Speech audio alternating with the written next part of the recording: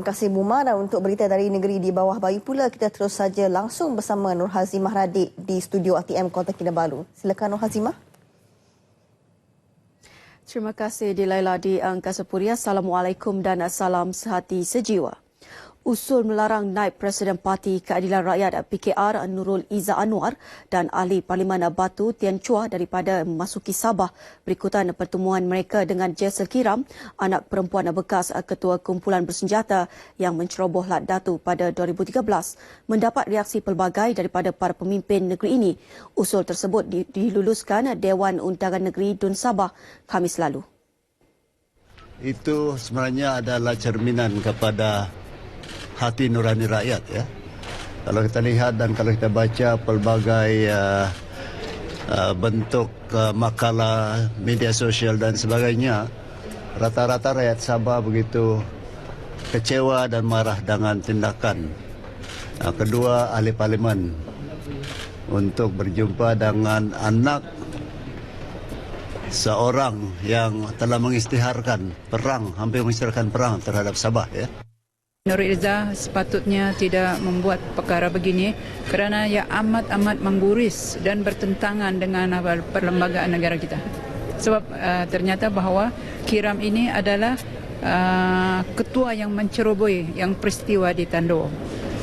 Ini usul ini adalah terbaik khususnya untuk negeri Sabah, di mana kita masih mengingati pencerobohan Tandoa.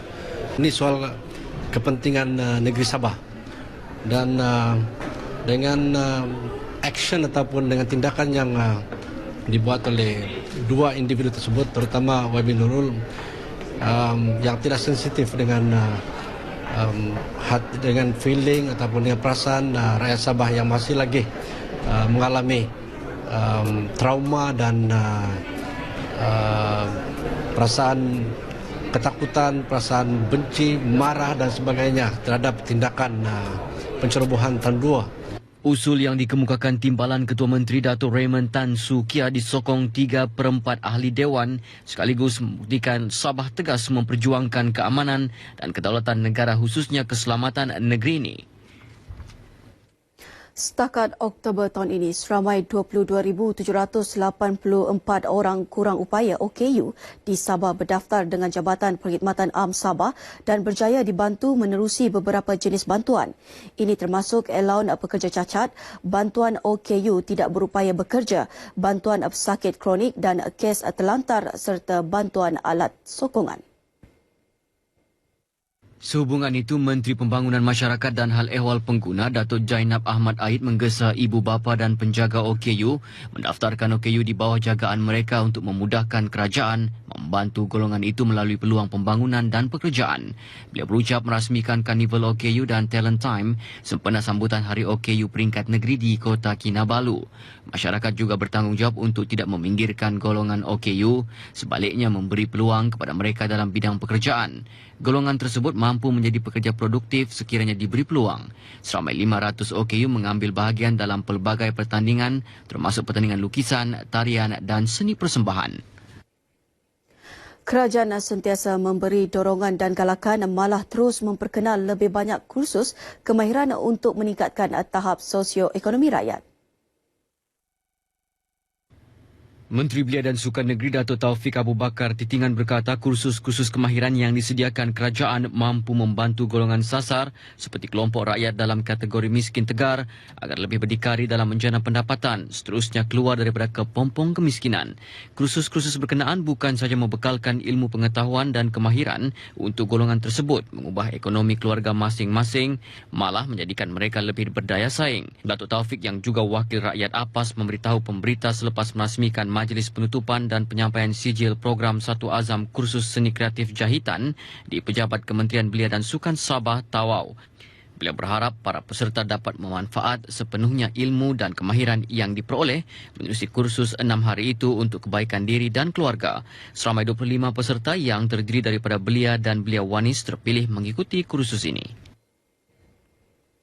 Perhimpunan Agung UMNO Disember ini harus memberi penekanan terhadap solidariti dalam memperjuang dan mempertahankan parti tersebut. Ketua Bahagian UMNO Papar, Datuk Seri Panglima Haji Abdul Rahim Ismail berkata, langkah itu amat bertepatan dalam usaha mengembalikan kepercayaan dan keyakinan rakyat terhadap kepimpinan parti. Ini berikutan pelbagai isu yang melanda pemimpin dalam parti. UMNO ini sejak belakangan ini seolah-olah tergugat ya kerana berbagai-bagai masalah yang menimpa presiden kita akibat fitnah dan sebagainya, akibat media massa yang tidak terkawal. Beliau ditemui media selepas merasmikan Majlis Berkatan Beramai-Ramai kali ke-22 bagi kawasan Dewan Undangan Negeri Pantai Manis tahun 2015 di Dewan Saleh Sulong Papar. Program yang diadakan sejak 1994 ini bukan sahaja bertujuan melaksanakan tuntutan agama, malah secara tidak langsung menjadi medan pemupukan semangat perpaduan dalam kalangan masyarakat terlibat. Seramai 175 kanak-kanak lelaki menyertai Majlis Berkatan Beramai-Ramai ini. Seperti biasa, ikuti acara-acara yang akan diadakan di sekitar Sabah dalam diari hari ini.